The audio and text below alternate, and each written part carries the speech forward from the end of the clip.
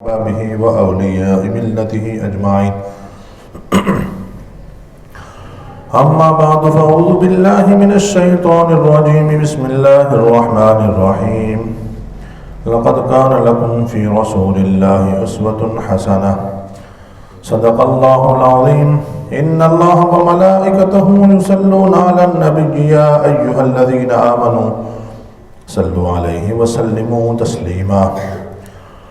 اللهم صل على سيدنا ومولانا محمد وعلى آل سيدنا ومولانا محمد وبارك وسلم صلاة وسلاما عليك يا سيدي يا رسول اللہ.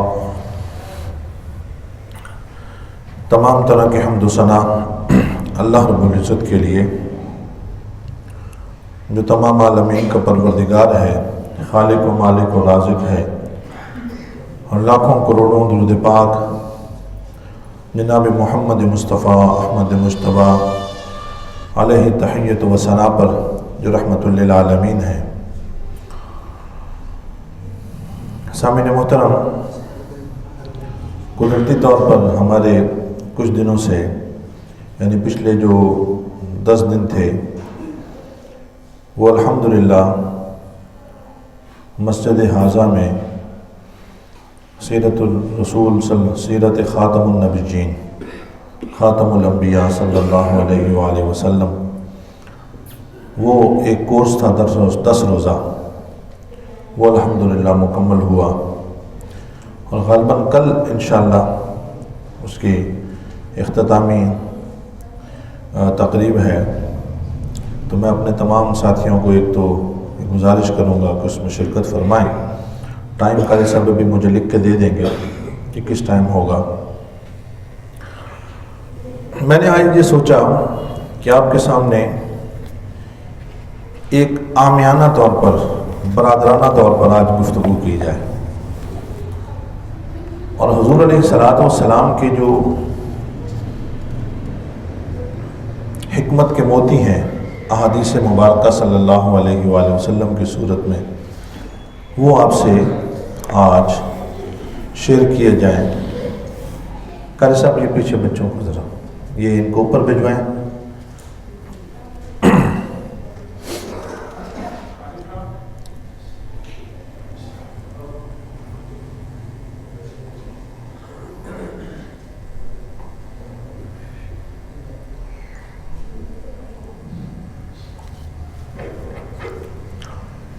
حضور علیہ الصلوۃ والسلام کی حدیث مبارکہ ہے، اور یہ حدیث اتنی اہم ہے کہ یہ بخاری شریف میں بھی ہے، مسلم شریف میں بھی ہے، ابو داؤد شریف میں بھی ہے، ابن ماجہ میں بھی ہے. عن ابی ہریرہ رضی اللہ عنہ قال قال رسول اللہ صلی اللہ علیہ وآلہ وسلم لا يلدغ المؤمن من حجر واحد مرتين، کہ مومن ایک سوراخ میں سے 2 مرتبہ نہیں ڈسا جاتا. یہ حضور علیہ الصلوۃ والسلام کا ارشاد ہے کہ مومن ایک سوراخ میں سے 2 مرتبہ نہیں ڈسا جاتا.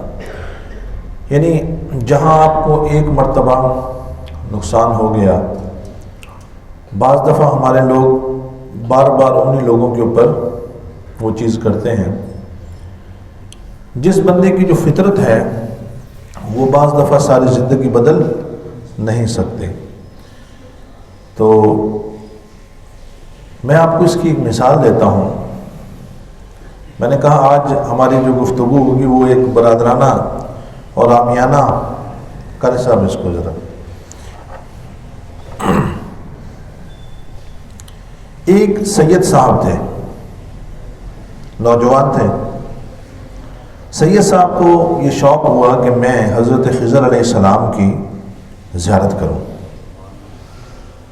اپنی اماں سے کہتے ہیں اماں جی میں خضر علیہ السلام کو دیکھنا چاہتا ہوں، ان کی زیارت کرنا چاہتا ہوں، اور کیا طریقہ کار ہے؟ ماں نے کہا بیٹا تو اس شہر کو چھوڑ دے، اس میں تم سید ہو، تو اس شہر کے اندر لوگ تمہیں جانتے ہیں کہ تم سید ہو، تم اس شہر کو چھوڑ کر کسی اور شہر میں چلے جاؤ، کسی اور ملک میں چلے جاؤ، تو جو شخص تمہیں یہ بتا دے نا کہ تم سید ہو، جو شخص تمہیں آ کر بتا دے کہ تم سید ہو، حضور کی آل ہو، تو سمجھ لینا کہ وہ خضر علیہ السلام ہے۔ انہوں نے وہاں سے، ان کی ایک جستجو تھی، ایک لگن تھی، اس شہر کو چھوڑا، اس ملک کو بھی چھوڑا، نئے ملک میں جا کر بسے، اپنے کام کاج میں لگے۔ وہ صاحب حکمت آدمی تھے، یہاں تک کہ حکمت ان کی، یعنی حکمت وہ والی حکمت نہیں، طبیب والی نہیں، دانائی والی، اس میں وہ اتنے مشہور ہوئے کہ بادشاہ کے وہ وزیر بن گئے۔ اب بادشاہ ان سے اپنے مشورے وغیرہ لیا کرتا تھا۔ ایک دن بادشاہ کا ایک بہت بڑا مجرم، اس کا باغی، وہ بادشاہ کے ہتھے لگ گیا۔ بادشاہ نے کہا کہ میں اس کو سرعام سزا دوں گا، سرعام سزا دوں گا، اور سرعام اس طرح سزا دوں گا کہ میں اپنے تمام مشیروں میں سے پوچھوں گا، وزیروں میں سے پوچھوں گا کہ وہ کون ہے کہ جو سب سے خطرناک اس کے لیے سزا تجویز کرتا ہے، میں اسے سب سے زیادہ پسند کروں گا، اور میری ریاست کے تمام لوگ بھی اس میں شامل ہوں کہ دیکھیں کہ جب اس کو سزا ملتی ہے۔ دربار لگ گیا، بادشاہ تخت پہ بیٹھ گیا، کچھ دائیں طرف وزیر ہیں، کچھ بائیں طرف وزیر ہیں، بادشاہ کا دشمن سامنے کھڑا ہے، پبلک دیکھ رہی ہے۔ بادشاہ نے ایک وزیر سے کہا کہ یہ بتاؤ کہ اس کو کیسے سزا ملنی چاہیے، یہ اتنا بڑا دشمن ہے میرا۔ اس نے کہا بادشاہ سلامت، اس کی جسم کے ٹکڑے ٹکڑے کر دیے جائیں، اور اس کے بعد اس کے جو ہے نا جسم کا قیمہ بنا دیا جائے، قیمہ بنا کر پھر کتوں کو پھینک دیا جائے۔ میں تو سمجھتا ہوں کہ یہ آپ کا دشمن ہے، اس کو ایسی سزا ملنی چاہیے۔ تو جب اس نے یہ کہا نا، اس سے پہلے کہ بادشاہ کچھ بولتا، پبلک میں ایک آدمی، ایک بابا جی کھڑے ہوئے تھے، انہوں نے آواز لگائی، انہوں نے کہا واہ واہ واہ واہ، کیا خوبصورت تو نے سزا تجویز کی، بالکل اپنی اصل پہ گیا ہے، تو اپنی اصل پہ گیا ہے۔ اب پبلک تھی، اس میں لوگ بولتے ہیں، بادشاہ نے سنا انسنا کر دیا، اس نے کہا واہ کیا سزا مقرر کی، اپنی اصل پہ گیا ہے۔ بادشاہ نے سنا انسنا کر لیا، وزیروں نے سنا انسنا کر دیا۔ دوسرے کی باری آئی، اس نے کہا بادشاہ سلامت، یہ آپ کا دشمن، اس کو ایسی سزا ملنی چاہیے کہ کچھ ڈنڈے ہوں، ان کے اوپر جو ہے ایسے لوہے کے چیزیں بنی ہوں، اور اس کے جسم سے ایسے نوچا جائے کہ اس کی جسم کے سے نا گوشت باہر نکلے، لوگ اس سے جو ہے نا عبرت پکڑیں، اور اس کو اتنی سخت سزا ملے۔ بابا وہاں سے بول پڑا، کہتا واہ واہ واہ واہ، کیا سزا چنی ہے، بالکل اپنی اصل پہ گیا ہے۔ بادشاہ نے سنا اور سنا پھر کر دیا کہ بھائی بابا ہے، بیچ میں سے بول رہا ہے۔ تیسرا کی باری آئی، تیسرے نے کہا بادشاہ سلامت، یہ آپ کا اتنا بڑا مجرم، اس کو سزا جو ہے نا، اس کو ویلنے میں ڈال دیں، ویلنے میں ڈالیں، اور اس کی جو ہے نا جس طرح رو گنے سے نکلتی ہے نا، ویسے اس کا خون نکلے اور اس کی ہڈیاں وڈیاں سب ایک ہو جائیں۔ بابے نے پھر وہاں سے بولا واہ واہ واہ، کیا بات ہے، کیا خوبصورت تجویز کی ہے سزا، بالکل اپنی اصل پہ گیا ہے۔ اب بادشاہ تھوڑا سا چونکا، بادشاہ نے کہا ہر دفعہ یہ بولتا ہے، یہ سب کو بول رہا ہے کہ تم اپنی اصل پہ گئے ہو، یہ بات کیا ہے؟ چوتھی باری ان کی تھی، یہ جو تھے سید صاحب تھے، ان کی جب باری آئی تو انہوں نے کہا کہ بادشاہ سلامت،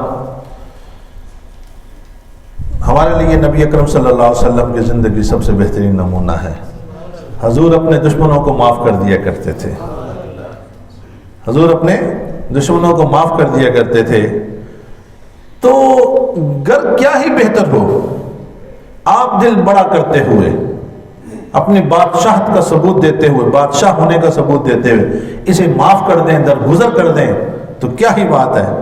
بابا وہاں سے بول پڑا واہ واہ واہ واہ، کیا سزا تجویز کی ہے، اپنی اصل پہ گیا ہے۔ اب بادشاہ نے بابے کو پکڑ کے لیا، بابے کو پکڑ کے لیا، بابے کو پکڑ کے لیا، بابا یہ بتا تو نے چاروں بندوں نے مختلف سزائیں، ایک نے چھوڑنے کا کہا، 3 نے سزاؤں کا کہا، تم نے سب کو کہا بالکل اپنے اصل پہ گئے ہو، یہ کیا بات ہے؟ اس نے کہا بات یہ ہے کہ جس نے سب سے پہلے کہا تھا نا اس کی جسم کو ٹکڑے ٹکڑے کر کر اور اس کو جو ہے قیمہ بنا کر، یہ اصل میں وزیر تو بن گیا ہے مگر ہے یہ کسائی کا پتر، یہ اپنی اصل پہ جا کر اس نے وہی بات کی ہے۔ یہ دوسرا جو تھا یہ جلائے کا پتر تھا، اس کے والدین جلا تھے، تو یہ جیسے روئی کو دھنا جاتا ہے اس کے ذہن میں ابھی تک وہی تھا، اس نے کہا اس کو ویسے سزا دی جائے۔ یہ جو تیسرا ہے یہ جلاہے کا پتر ہے، وہ تیلی کا، تیسرا جو ہے وہ تیلی کا بیٹا ہے، وزیر تو بن گیا مگر تیلی کی اولاد ہے، تو اس نے وہی تجویز مقرر کی، کہا یہ چوتھا، کہا بادشاہ سلامت یہ تو چوتھا سید کی اولاد ہے، سید پاک ہے، حضور کی اولاد ہے، یہ تو وہی بات کرے گا جو ان کی اصل ہے، یہ تو اپنی اصل کی بات کرے گا۔ یہ جب بات کی تو سید صاحب تو ماں کی بات یاد آ کے ہاتھ سے پکڑا، کہا بابا جی یہ تو بتا دیا کہ میں سید ہوں، اب آپ بھی یہ بتا دیں کہ آپ حضرت خضر علیہ السلام ہیں، آپ حضرت خضر علیہ السلام ہیں۔ تو سامعین محترم، یہ جو اصل ہے، یہ جو بڑے بزرگ ہیں، یہ آپ نے کئیوں کو دیکھا ہوگا کہ اپنے آل اولاد پچھلوں والوں کی باتوں کا اتنا لحاظ کرتے ہیں۔ ہمارے باپ دادا کی جی ڈیرے تھے، ہمارے باپ دادا زبانوں پہ چلتے تھے، ہمارے باپ دادا یوں تھے۔ میں آپ کو ایک بات عرض کرتا چلوں کہ اللہ تعالیٰ بڑا مہربان ہے، بڑا کریم ہے۔ جو شخص نیکوکار ہے نا، جو شخص نیکوکار ہے، اگر اس کی اولاد کو، آل اولاد کو اس کی زندگی میں کوئی فائدہ نہ پہنچے تو اگلی 7 نسلوں تک ضرور اس کے مرنے کے بعد فائدہ پہنچے گا۔ یہ میں ویسے نہیں کہہ رہا، یہ میں آپ کو قرآن سے بتا رہا ہوں کہ جب حضرت خضر علیہ السلام حضرت موسیٰ علیہ السلام جاتے ہیں اور ایک دیوار کو حضرت خضر علیہ السلام تعمیر کرتے ہیں، وہ کہتے ہیں کہ آپ نے دیوار کیوں کی؟ تو انہوں نے کہا وَقَانَ أَبُوهُمَا صَالِحًا، یہ جو چھوٹا بچہ تھا نا اس کا والد اصل میں نیک تھا، اس کا والد نیک تھا۔ وَقَانَ أَبُوهُمَا صَالِحًا، والد نیک ہو تو اس کا اجر اس کی اولاد کو بھی ملتا ہے۔ محققین فرماتے ہیں کہ وہ جو والد نیک تھا وہ اس کا باپ نہیں تھا، دادا نہیں تھا، پردادا نہیں تھا، 7ویں نسل میں ایک شخص تھا جو نیک تھا، اس کا فائدہ اس کی 7 نسلوں کے بعد مل گیا۔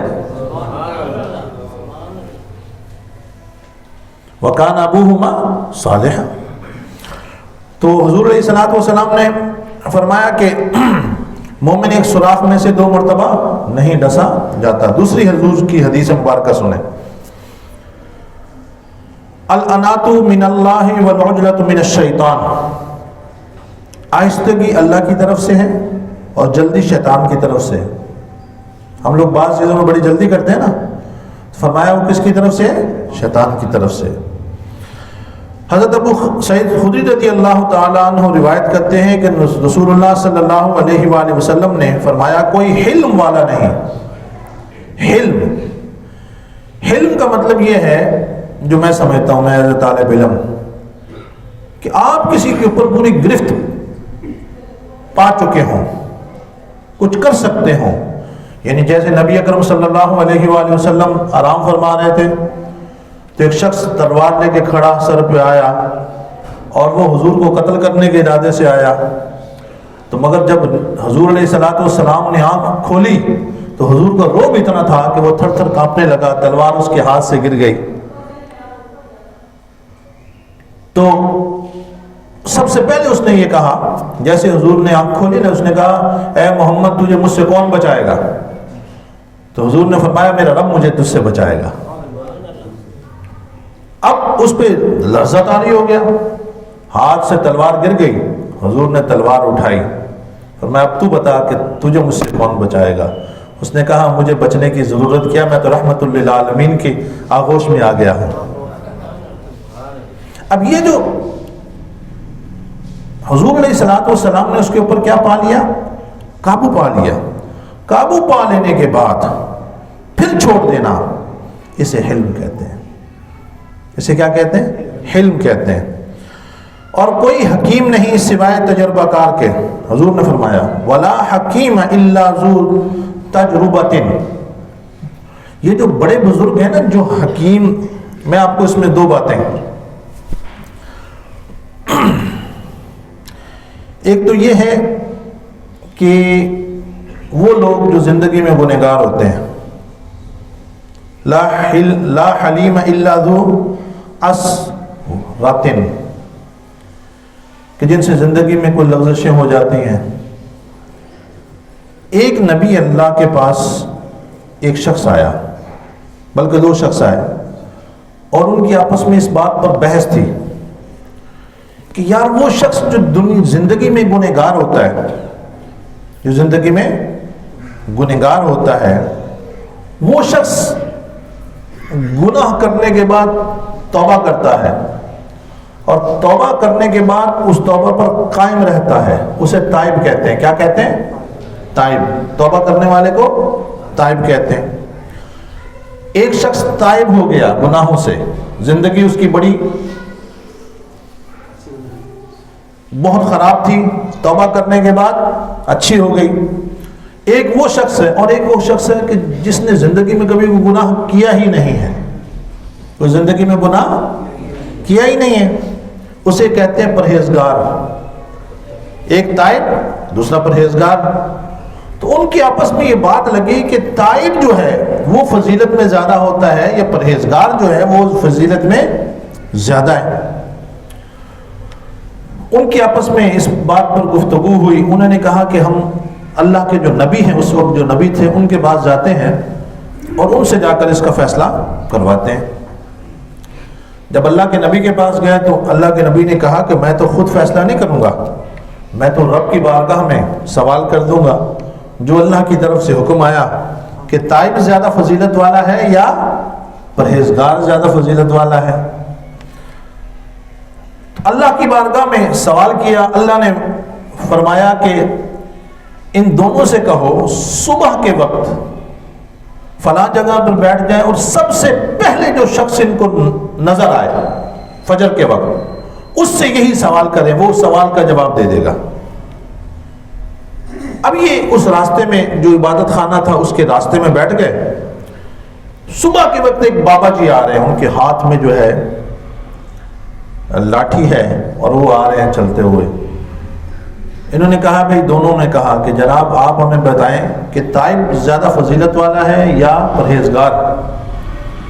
اس نے کہا بھائی میں تو جلاحہ ہوں، کپڑے بنتا ہوں، نہ کوئی عالم ہوں نہ کوئی فاضل ہوں، میرے کو کیا پتا، اللہ کے نبی ہیں ان سے جا کے پوچھو۔ انہوں نے کہا انہیں کو اللہ نے فرمایا ہے کہ آپ جواب دیں گے۔ انہوں نے کہا اللہ نے میرے لیے مجھے چنا جواب دینے کے لیے؟ وہ ایک قسم کا جھومنا شروع ہو گئے۔ انہوں نے کہا بھائی مجھے اور پتہ نہیں ہے، بس اتنا مجھے پتا ہے جتنے میری سمجھ ہے، کیونکہ میں جلاحہ ہوں، میں کپڑے بنتا ہوں۔ ہماری کھٹی میں سے کوئی تار جب ٹوٹ جاتی ہے نا تو ہم اس کو دوبارہ گانٹھ دیتے ہیں، ایسے جوڑ دیتے ہیں، اس کو گانٹھ لگا دیتے ہیں۔ جس کو گانٹھ لگ جاتی ہے نا ایک مرتبہ، وہ تار کبھی زندگی میں دوبارہ نہیں ٹوٹتی۔ بات سمجھ نہیں آئی آپ لوگوں کو؟ ٹوٹی ہوئی تار جس کی جڑ گئی، ہم اس طریقے سے جوڑتے ہیں کہ وہ دوبارہ کبھی زندگی میں ٹوٹتی نہیں۔ انہوں نے کہا کہ وہ جو بندہ پرہیزگار ہے اس نے تو کبھی گناہ کو چکھا نہیں، یہ جو تائب ہے یہ گناہوں کو چکھنے کے بعد رب کے ڈر کی وجہ سے آ رہا ہے، یہ فضیلت والا ہے، کیونکہ یہ گنہگار تھا، اس نے گناہوں کو چکھا، پھر اس کے دل میں رب کا ڈر پیدا ہوا، رب کے ڈر کی وجہ سے، خوف خدا کی وجہ سے، رب کو راضی کرنے کی وجہ سے یہ کیونکہ تائب ہوا ہے، اور اس کی دلیل میں آپ کو قرآن سے دیتا ہوں۔ قرآن کہتا ہے الا من تاب وآمن وعمل عملا صالحا فاولئک یبدل اللہ سیئاتہم حسنات، کہ جس نے توبہ کی اور پکی توبہ کی اور ایمان لایا، پکی توبہ کی، فرمایا اللہ تعالیٰ اس کی ساری برائیوں کو نیکیوں میں بدل دیتا ہے۔ اس لیے آپ نے دیکھا ہوگا کہ آپ نے سنا ہوگا فلاں جو ہے وہ پہلے ڈاکو تھا پھر ولی بن گیا، فلاں برا تھا وہ یوں بن گیا۔ ارے نیکیاں کرنا تو مشکل ہے نا، جب کوئی بندہ توبہ کرتا ہے اللہ اس کے گناہوں کو بھی نیکیوں میں بدل دیتا ہے۔ وہ اتنا کریم ہے، بندے میری طرف آ تو صحیح۔ دوسرا حضور نے فرمایا ولا حکیم الا ذو تجربۃ، یہ نوجوان نسل کو سمجھنا چاہیے، زبان مصطفیٰ سے نکلا ہے، یہ کبھی غلط نہیں ہو سکتا۔ حضور نے فرمایا کوئی حکیم نہیں سوائے تجربہ کار کے۔ تجربہ کار آپ کے بڑے بزرگ ہیں، جو ان کے پاس تجربہ ہے وہ آپ کے پاس نہیں ہو سکتا۔ ہمارے ابا جی ہمیں سنایا کرتے تھے کہ ایک شخص اس کی کہیں شادی جو ہے نا طے ہوئی، انہوں نے کہا بھائی آپ لڑکی لینے کے لیے آؤ گے مگر ہماری ایک شرط ہے، 100 نوجوان آنا اور اس میں کوئی ایک بوڑھا شخص بھی نہیں آیا، اگر ایک بھی بوڑھا آیا تو ہم لڑکی نہیں دیں گے، مگر 100 جو نوجوان آ رہے ہو نا ہماری ایک شرط ہوگی وہ بھی پوری کرنی ہوگی، گبرو نوجوان یہ سب لے کے آنا۔ انہوں نے کہا یہ کون سی بڑی بات ہے۔ جب وہ 100 نوجوانوں کے ساتھ بارات جانے لگی تو اس میں سے ایک بابا سا تھا، 70-80 سال کا تجربہ کار بابا، اس نے کہا بھائی بات سنو، پھنسو گے۔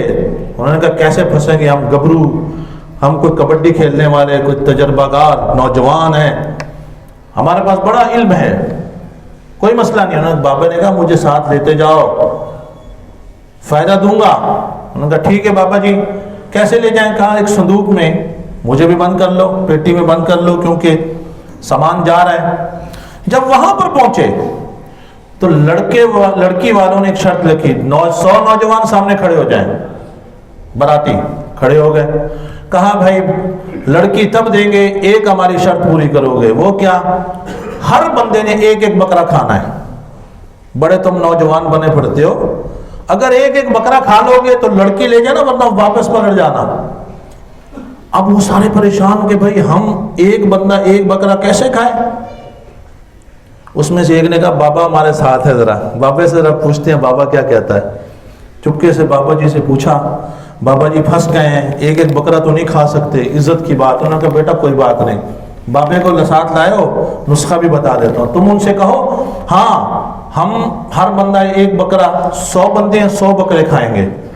تو آپ ایک کام کریں، ایک بکرا تیار کریں، وہ لے کر آئیں، پہلے ہم وہ سارے کھا لیں اکٹھے، پھر دوسرا تیار کریں، پھر تیسرا تیار کریں، اس طریقے سے ہم کھا لیں گے۔ اور وہ ایسے ہی ہوا، ایک بکرا آتا 100 نوجوانوں میں ایسے تقسیم ہو جاتا ہے ایک ایک بوٹی، اس طرح وہ 100 بکرے کھا گئے۔ جب وہ 100 بکرے کھا گئے، گھر والوں نے کہا، وہ لڑکی والوں انہوں نے کہا نہیں بابا ہمیں دکھاؤ، بابا کہاں ہے؟ انہوں نے کہا کوئی بابا نہیں ہے بھائی۔ انہوں نے کہا نہیں، یہ تجربے کی بات تمہیں کوئی بزرگ کے علاوہ نہیں سکھا سکتا، یہ ٹیکنیک تمہیں کوئی بزرگ کے علاوہ، تم نوجوان ہو بھی اس تجربے کو نہیں پہنچے۔ انہوں نے کہا پہلے بابا نکالو پھر لے جاؤ۔ انہوں نے کہا بابا جی یہ ہیں۔ کہا یہی بات ہے، اپنے بزرگوں سے تجربات سیکھو۔ اور خدا کی قسم نبی اکرم صلی اللہ علیہ وسلم فرما رہے ہیں ولا حکیم الا ذو تجربۃ، کوئی حکیم نہیں ہے مگر وہ لوگ تو تجربے والے ہیں، جو آپ کے بڑے بزرگ ہیں۔ اس وجہ سے اپنے بڑے بزرگوں کی قدر کرنی چاہیے، ان کی عزت کرنی چاہیے۔ یہ حضور کی حکمت کا ایک موتی اور ذرا سن لیں۔ حضور علیہ الصلوۃ والسلام نے فرمایا جس سے مشورہ مانگا جائے وہ امانت دار ہوتا ہے۔ وہ کیا ہوتا ہے؟ آپ سے، ہم سے لوگ بعض دفعہ کے مشورہ مانگتے ہیں نا کہ جناب ہمیں مشورہ دیجیے، تو جس سے مشورہ مانگا جائے وہ امانت دار ہوتا ہے۔ کیا مطلب ہے؟ آپ نے پوری ایمانت داری کے ساتھ، دیانت داری کے ساتھ اس کو مشورہ دینا ہے، اس میں کوئی خیانت نہیں کرنی، کیونکہ آپ کو امانت دار بنا دیا گیا ہے۔ لا ایمان لمن لا امانت لہ، لا ایمان لمن لا امانت لہ، یہ حضور کی حدیث ہے۔ کہ وہ ایمان والا نہیں جو امانت دار نہیں۔ فرمایا جب تم سے کوئی مشورہ مانگا جائے، مشورہ ہو تو وہ امانت دار ہوتا ہے۔ اس میں دو باتیں میری ذہن میں، ایک تو یہ ہے کہ آپ نے اس کو مشورہ کیا دینا ہے، ایمانداری کے ساتھ دینا، اور دوسرا بات مشورہ اس نے مانگا ہے، سارے دنیا میں اس کا ڈھنڈورا نہیں پیٹنا کہ یار ہم سے یہ مشورہ لے گیا تھا، اس کو میں نے یہ بات بتائی، اس کی راز جو ہے نا اس کو افشاں کرنا۔ امانت دار ہو، المجالس بالامانہ، جو مجالسیں ہوتی ہیں جب آپ کسی کے ساتھ بیٹھے ہوتے ہیں وہ آپ کے پاس امانت ہے، مجلس امانت ہے، المجالس بالامانہ۔ تو فرمایا دوسری حدیث مبارکہ آگے سنیں، ایک حکمت کا موتی اور ذرا چن لیجئے کہ نبی اکرم صلی اللہ علیہ وسلم کو فرماتے ہوئے سنا، حضرت امیر معاویہ اس کے راوی ہیں، جب تم لوگوں کے بھید کی جستجو کرو گے تو انہیں متنفر کر دو گے، یعنی جب تم کسی شخص کی جستجو میں لگو گے نا کہ میں اس کا راز پتہ کر لوں تو اس شخص کو تم اپنے آپ سے کیا کر دو گے، متنفر کر دو گے۔ اسی وجہ سے ہے وَلَا تَجَسَّسُوا، قرآن کہہ رہا ہے کہ اپنے بھائی کے تجسس میں نہ رہو، اس کے بھیدوں کے پیچھے نہ پڑو، وَلَا تَجَسَّسُوا، قرآن کہہ رہا ہے۔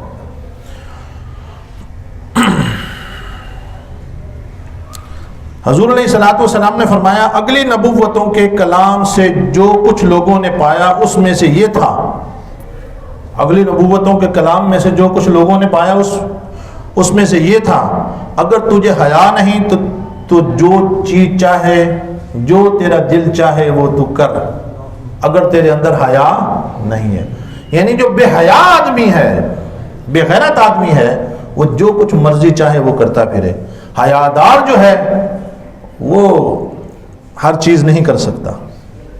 ویسے ایک محاورہ بھی، وہ پنجابی کا ایک محاورہ میں نہیں بولنا چاہ رہا، اوکے۔ حضور علیہ الصلوۃ والسلام نے فرمایا، حضور سے پوچھا گیا کہ نیکی کیا ہے، گناہ کیا ہے؟ فرمایا البر حسن الخلق والاسم ما حاک فی صدرک وکرہت ان یطلع علیہ الناس، فرمایا نیکی اچھا اخلاق ہے اور برائی وہ ہے جو تیرے سینے میں چبھے اور تو ناپسند کرے کہ لوگوں کو پتہ چلے۔ کیا زبردست مثال دے دی، جو چیز تم لوگوں سے چھپاتے ہو نا، لوگوں کو پتہ نہ چلے، وہ کیا ہے، گناہ ہے۔ نیکی کیا ہے، اچھا اخلاق ہے۔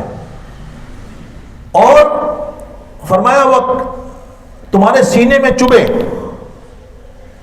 یعنی اس کا مطلب ہے کہ مسلمان کے دل جو ہے وہ اس کا جج ہوتا ہے، اس کا ضمیر اس کا جج ہوتا ہے، اس کو بتا رہا ہوتا ہے کہ یہ تو غلط کر رہا ہے۔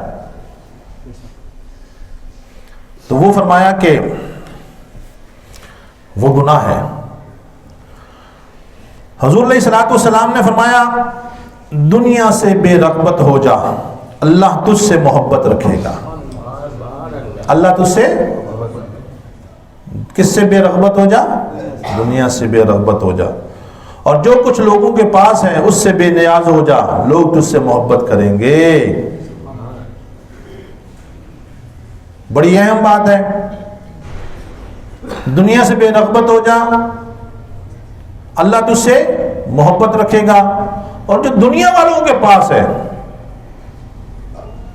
ہم دنیا والوں کو دیکھتے ہیں کہ یہ پیسے والا ہے، یہ فلاں والا ہے، اس کی وجہ سے ہمارا ان سے تعلق بند ہے۔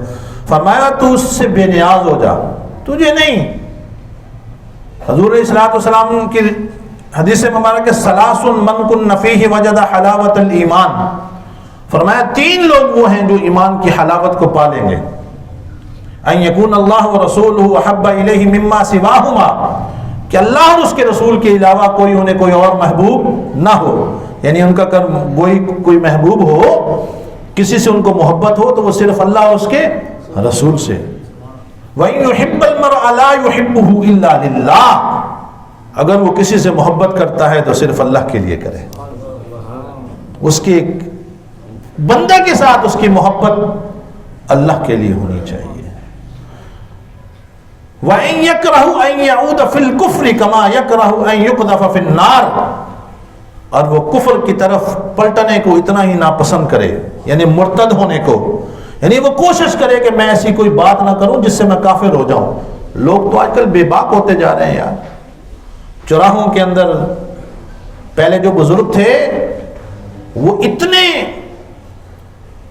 احتیاط کرتے تھے کہ بے وضو وہ نام مصطفیٰ اپنی زبان سے نہیں لیا کرتے تھے.